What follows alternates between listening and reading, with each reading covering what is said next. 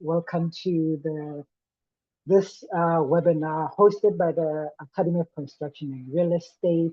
And this webinar is to guide you on how to register on the system of the South African Council for Project and Construction and Management Profession, which is called SACPCMP. And today we are joined by the registration manager, Mr. Kobus, to take us through as to, in terms of their organization, how do you register on the platform and how to maneuver submitting what is required to be on their platform. And again, this host is brought to you by this webinar is brought to you by the Academy of Construction and Real Estate in partnership with SACPCMP to help all building inspectors, whether you are new or you've been in the profession for quite some time and you generally do not know how to navigate their system. Mr. Kobus is here to guide you through that particular process and also to expand the knowledge within the built environment industry, so we are all up to standard with our professional registration and so on and so forth. And so, to not take everybody's time in this lively afternoon, Mr. Kobus, the floor is yours. All right, thank you very much, Chair, and good afternoon to everyone in this webinar. I'm just going to share my presentation quick with you all.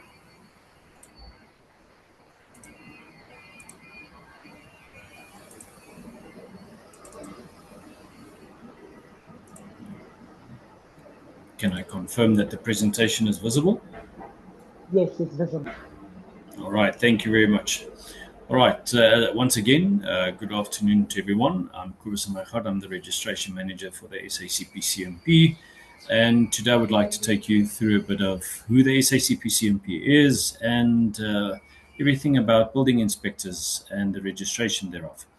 So, the SACPCMP, being a statutory professional body, was established through an Act of Parliament under Section 2 of the Project and Construction Management Professions Act, Act number 48 of 2000. And the purpose of this Act and the Council is to regulate project and construction management professionals and, importantly, to protect the public. So the SACPCMP is one of 6 major councils that falls underneath the Department of Public Works, and as all of these 6 councils has got a reporting function through to the CBE. The council doesn't just register professionals. It's actually got 13 different mandates, which include the identification of work, guideline of professional fees, code of conduct. I'm not going to go through all of these, appeals and tribunals, standards generating, as well as international agreements as well. And this all over and above actual professional registration. So why do we have to regulate? As we all know, construction is inherently dangerous. You can't just walk onto a construction site and say, okay, today I am a contractor and I'm going to build a 10-story building. It doesn't work like that. Being such a complex task, each and every person has to have specific competencies to perform certain functions on a construction site. That is why the construction industry in itself in South Africa is very much regulated. And through all of these various regulations, the main purpose is to ensure public safety, number one, as well as to ensure structural integrity. And as building inspectors play a very important role in this. And I'm sure we all know that we can't afford another George to happen in South Africa, whereby 34 people just suddenly lose their lives on one of our construction sites. It's also important that these regulations protect our environment, and as well as to ensure that the workers that's actually performing functions on these construction sites are doing so safely as well. So the council actually registers applicants in the appropriate categories of registration through our registration policy, and whereby we only ensure that competent persons are registered with the correct underlying qualifications. And this is done under within sections 11, 18, and 19 of the PCMP Act. What's important to note is that under section 18.1, it categorizes the different registrations that the council registers. So 18.1a indicates professional construction manager and project manager with candidates under 18.1b. But importantly, 18.1c, so this act was written in 2000. The act was written in such a way that knowing that other professions that might require registration will be added, and these will all added under 18.1c, and we call them our specified categories. It's very important to take note of 18.2 of the Act that states that a person may not practice in any of the categories contemplated in subsection 1 unless he or she is registered in that category. And of course, under section 26 of the Act, that a person may not perform the work identified for any category of a registered person, and also the person may not mislead any person or the industry to believe that he himself or herself are actually registered in terms of the Act. So why do we need to professionalize? When we look at this photograph, this is just basic construction work whereby people are working very unsafely. I can assure you that it looks like the quality might be a bit dodgy, etc. And that is where we need our building inspectors to play a critical part to ensure that structures are built according to the right specifications. So what are some of the benefits of registration? So why should I need to register? Number one, it's certainly in terms of the Act, if you perform the functions, you need to be registered. But as well, in addition to that, it actually, professional registration actually gives professional recognition and credibility. And it boosts the trust with clients and employers as well as industry peers. And it also demonstrates that you are qualified and experienced and that you are an ethical role player due to the requirements of being a registered person. Registration is therefore almost like your professional stamp of approval. And it basically indicates to the industry that you are competent and that you're actually recognized for that competence. It also allows for continuous professional development. As a registered professional, you need to keep your knowledge fresh and aligned with industry evolution and changes.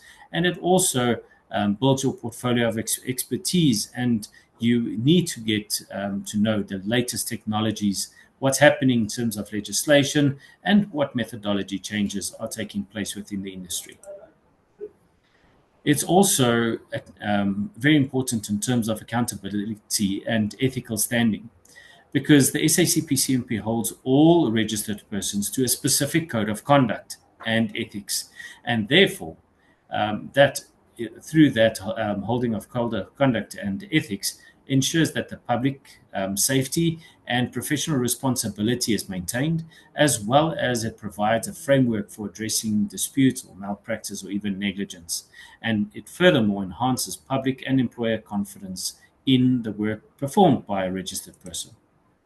So the SACPCMP actually registers 14 different categories of professionals under the categories of project construction management, construction health and safety, and building inspector sectors.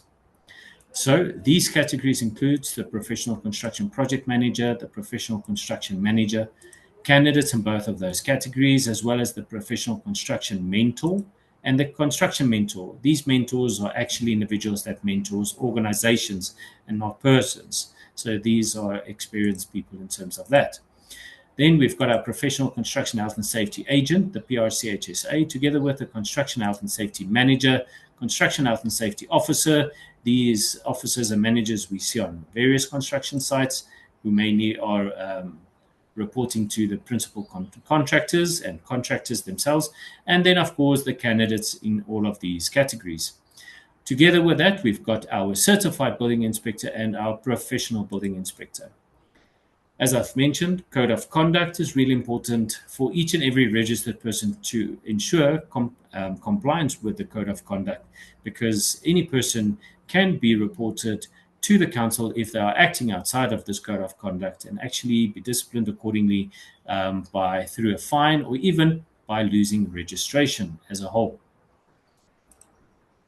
So each one of the registered persons, including building inspectors, perform work within the different life cycle stages of a construction project. And our building inspectors mainly focus on our stages 5 and 6 of the life cycle stages of the project. Our building inspector is a person who is employed by either the public or even a private institution and is qualified in one or more disciplines, qualifying them to make professional judgment about whether a building meets the building code requirements.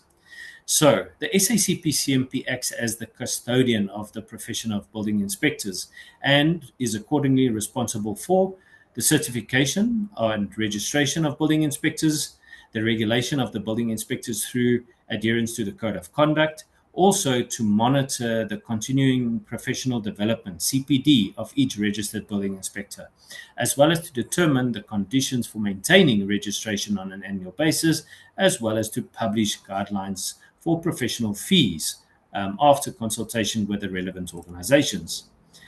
So when we look at the requirements that the council needs for the registration of a professional building inspector, the council looks at an NQF level 7, 360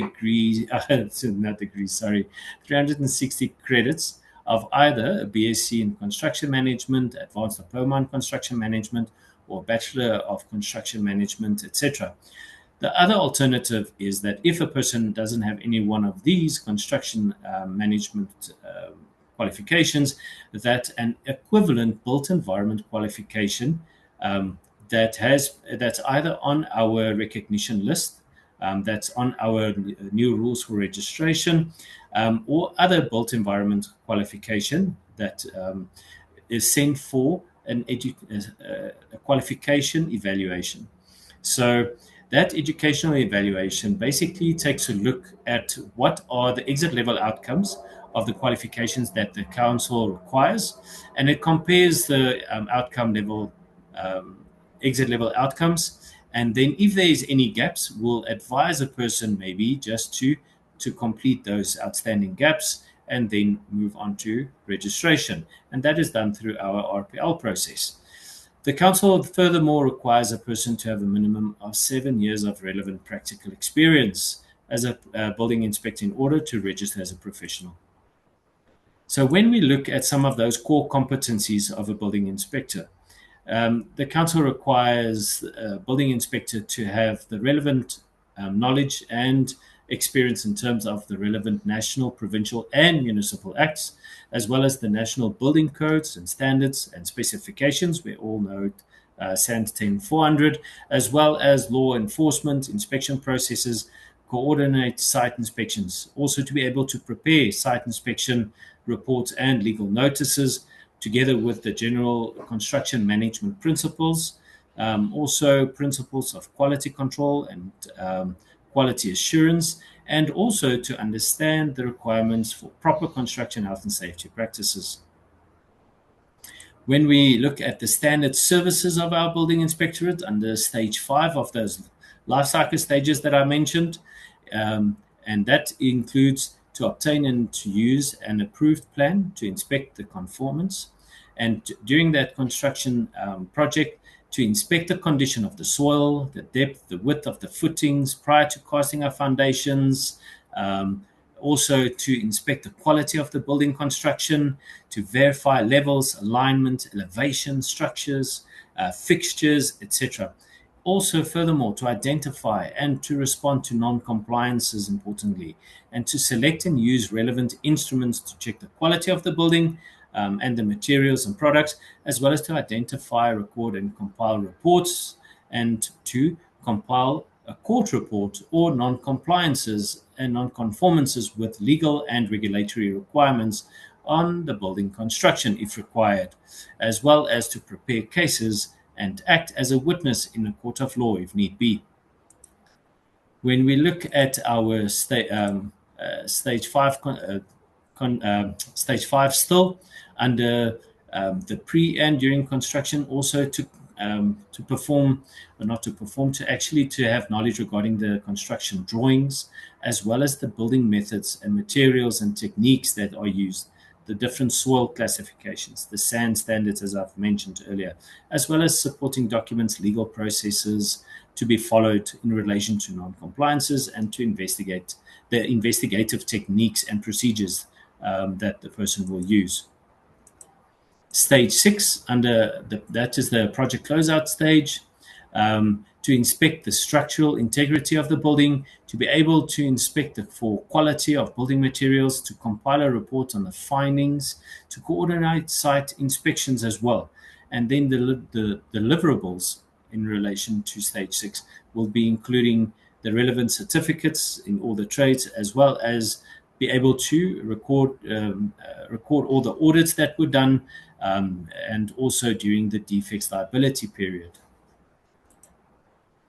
So that is basically in terms of what the council requires. And when we look at the actual registration process, an applicant starts off with an online application that first goes for an initial verification to ensure that all the required documentation and information has been provided.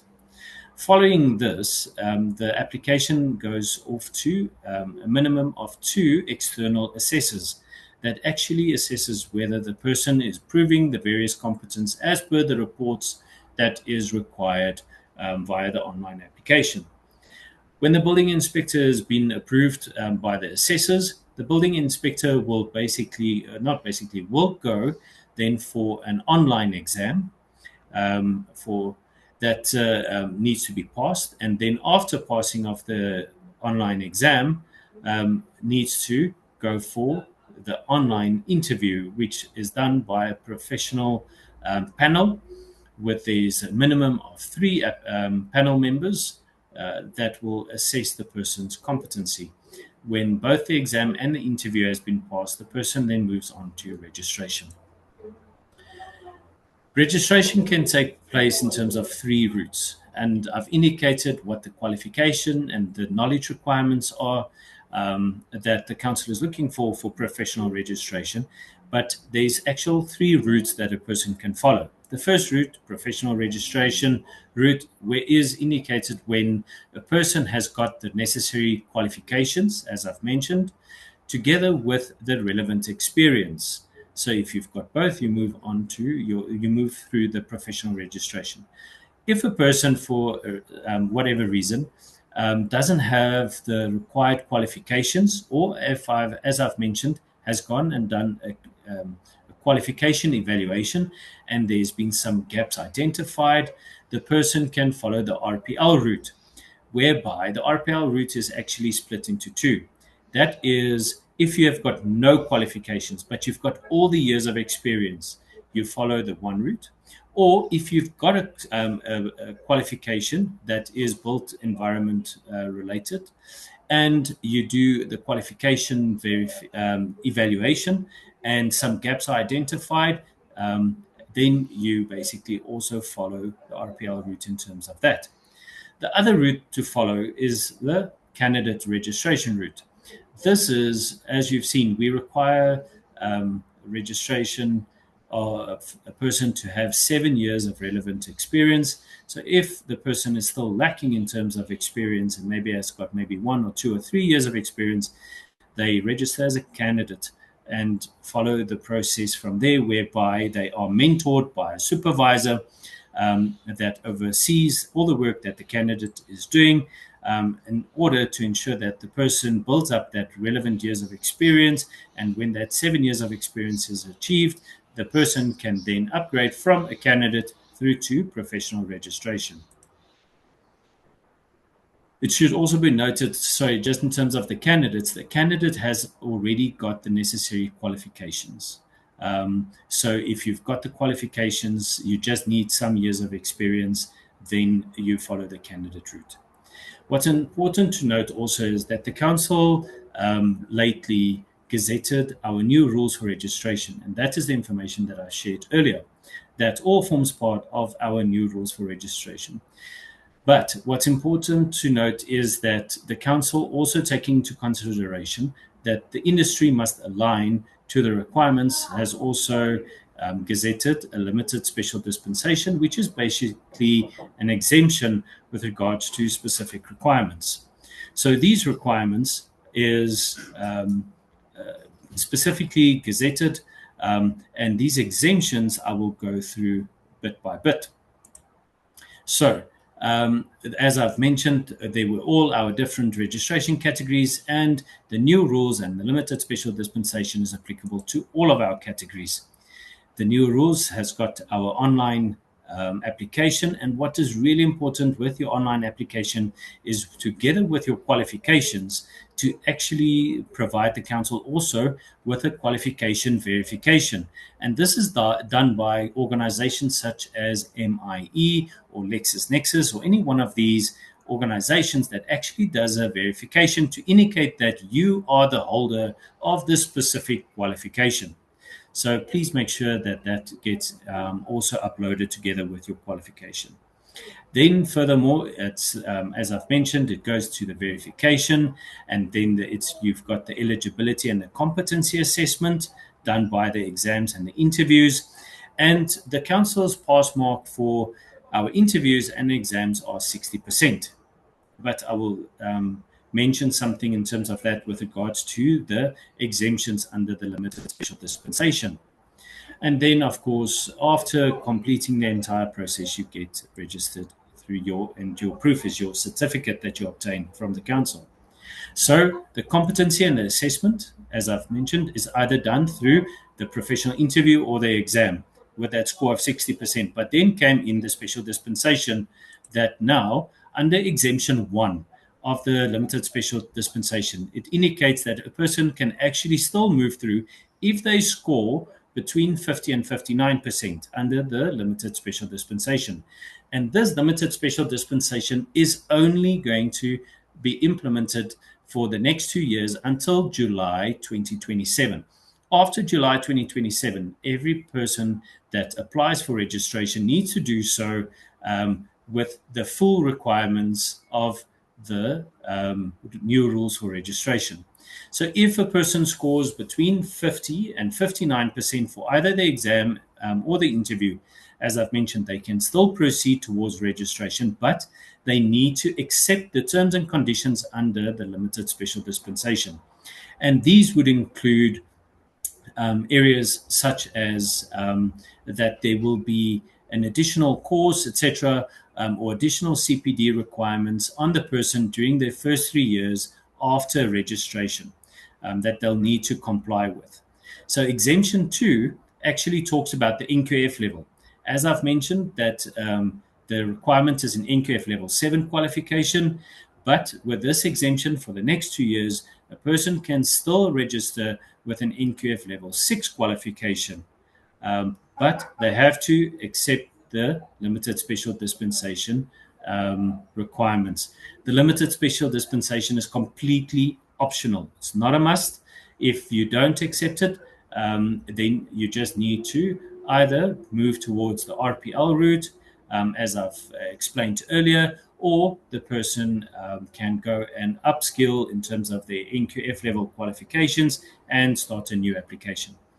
The exemption number 3, as I've indicated, if you've got a relevant built environment qualification, you don't need to do the educational evaluation. You can actually just, the council has got specific IBTM modules that the person will then complete, and without having to wait for the educational evaluation, can just jump in and do those IPDM modules, and then move on towards registration. And then, of course, the exemption number 4 is actually the conditions of registration, that if you do not comply with the limited special dispensation requirements within year 1, then you will be suspended. And if you still don't comply with the requirements of the limited special dispensation after year 2, you will be deregistered and you'll have to start the entire process from scratch. So in a nutshell, the rules for registration remains the main indicator of requirements for registration. But the limited special dispensation, together with the IPDM modules and the CPD targets, that is there to still allow a person to move on to registration and to get into the industry with some lower level qualifications at this stage, etc., is there to assist the industry to professionalize and to actually get into the industry at this stage. So both the rules for registration as well as that limited special dispensation gazetted documents, which is very important, is available on these two links. And I'm sure I'll share my presentation with the organizers of the webinar, and they'll be able to share it with the participants. So please read these two documents side by side to understand where those exemptions are under the new rules and what all the specific requirements for the rules for registration include. The rules for registration specifically details exactly everything that is required, how the processes will be working, what are the qualification requirements, the educational requirements, as well as the years of experience, and what all of these will mean. Very important is also our registration calendar.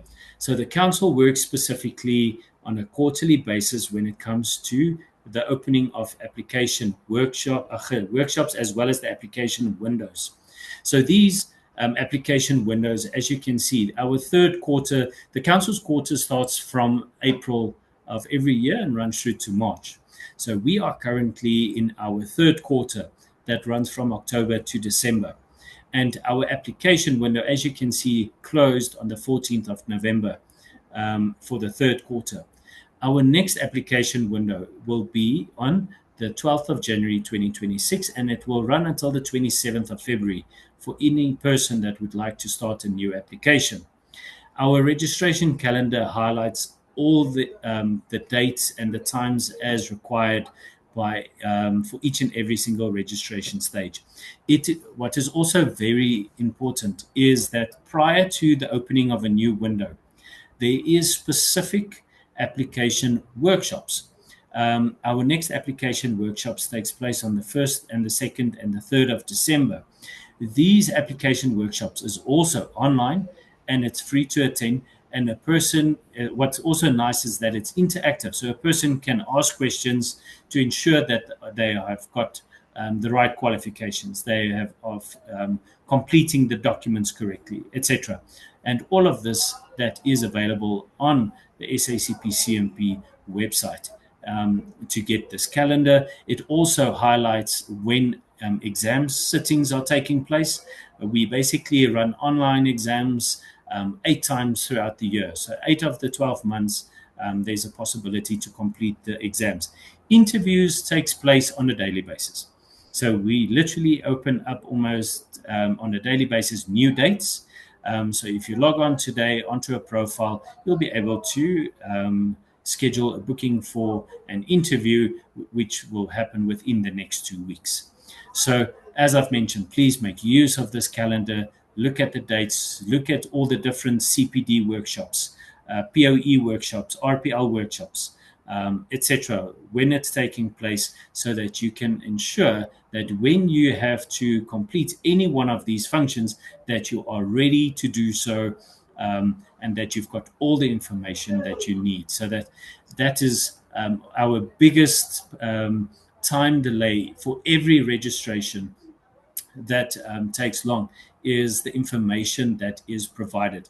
And if we have to look at an application and send it back for the person to actually to make changes or to provide additional information or to get the MIE verifications or LexisNexis verifications of their qualifications, all this just adds on to the time that a person could have actually used to move forward on the registration process.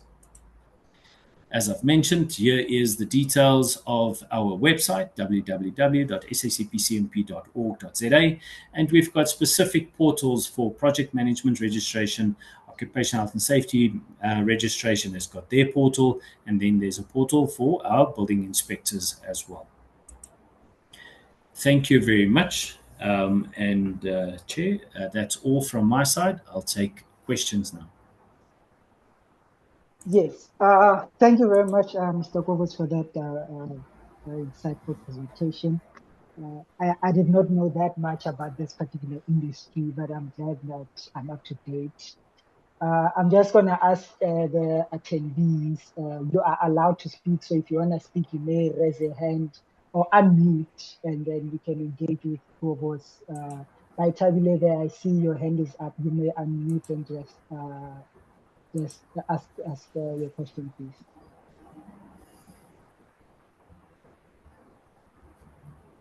Hi, by Tabile, you may unmute.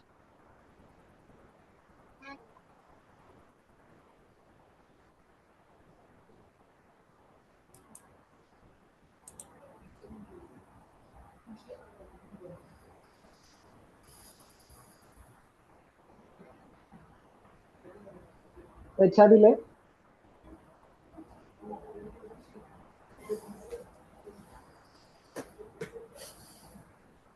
By Tabile.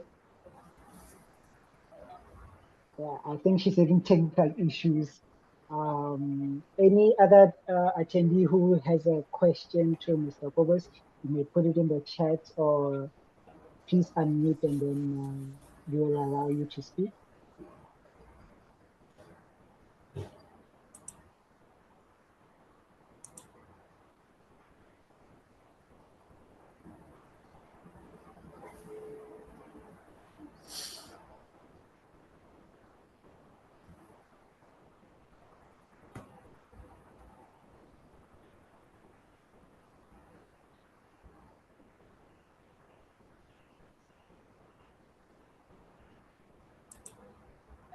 Well, I take it by the silence and it seems like Mr. Tabile has connection issues. Mr. Kobus, I'm gonna thank you very much for I'm unable to unmute. Sorry, I just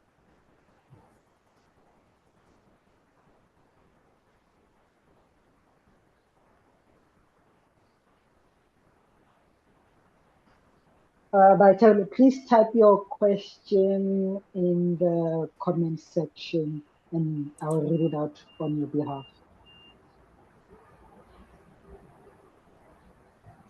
While we are waiting for it to type a question, we're going to run just a short question poll. It's a multiple question, so you just select. If you could help us with providing feedback on that poll. But then I do have a question for Mr. Kobus in terms of SACPCMP. You mentioned that you also offer CPD training and you monitor that. Do you perhaps host webinars or events or so on and so forth to ensure that all building inspectors get their CPDs, considering that it's the building inspection side industry still fairly new, still a new baby compared to the engineers and the architects and all of those? How do you then are able to make sure that they have access to these trainings and as well as get those CPD points? How do they go about? So, with regards to CPD, the council actually has implemented a new CPD policy. CPD in the past was seen to be expensive, and people had to go and attend all of these courses and expensive trainings, etc., to maintain CPD. The SACPCMP has actually changed our CPD policy in such a manner that 90% of the CPD that is required to be obtained by a registered person can be done so by actually just performing the work that you are doing on a day-to-day basis. The council therefore wants to know that you are actually active within the building inspector space. So yes, on the one side, that is what the policy is indicating. And on the other hand, when it comes to webinars and CPD trainings, etc., the council does hold its own CPD webinars once in a while, but more so allows for institutions to actually get their specific CPD courses or their trainings CPD accredited. Whenever those training webinars, etc., are CPD accredited, then everybody that attends those courses can then submit the proof thereof to the council that they've attended that CPD accredited course that has been accredited by the SACPCMP, importantly, and then people can actually ensure that they maintain that CPD requirements. the SACPCMP also relies on individuals that are registered professionals to act as assessors for applications, etc., for lower level categories of registration.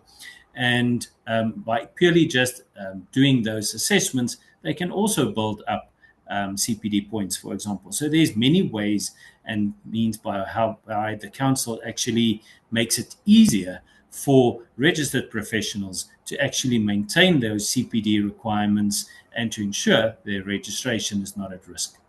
Thank you, Chair.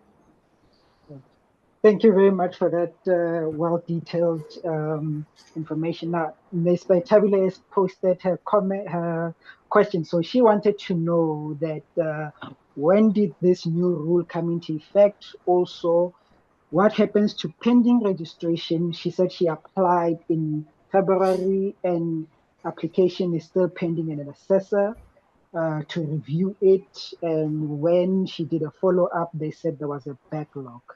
And then her second question, it also says, why does the council requirements not in alignment with the NBR in terms of qualification requirements? And then lastly, it's on the category. She says, why does the BI category don't have the candidacy category? So with regards to the first question, so we'll have to look because February sounds very long, a long way back. And please get hold of me so that we can have a look at your application because we don't have a backlog. So let's make sure that there isn't some form of communication that might have gone out through to you. We do sometimes find that the communications go through to a person's spam mail. So let's maybe just have a look at that to make sure that you are moved through because we are currently busy with all of our applications for this quarter, even already, which was in October. So in terms of the requirements in relation to the national building regulations, the national building regulations talks about building control officers. We are actively currently busy talking to the DTIC with regards to the revision of the current building regulations to make sure that building inspectors are recognized within the building regulations as such. So, and the council doesn't align with the building regulations. It's actually the other way around.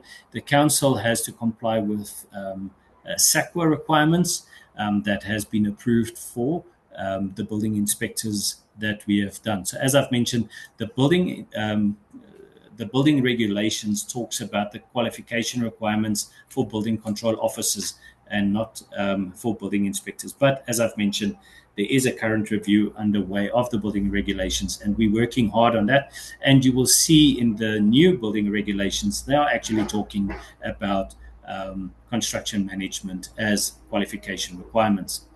Then the last question, the building category don't have a candidacy category. So that is something that we've recently included. So there will be a candidacy category, and that's why I've mentioned it in my presentation, that a person can register as a candidate. So that is a new category. We've always had previously, prior to the new rules for registration, there was only the professional category as well as the certified building category. So both of those, in addition to candidates, is now an option. And then I see another one going forward. Will the council be offering CPD points for building inspectors? The council is already doing that. And if a building inspector attends, we've already got registered building inspectors who currently comply with their CPD points as it is for them to maintain their registration. So that's already in place. I think that was all of the questions.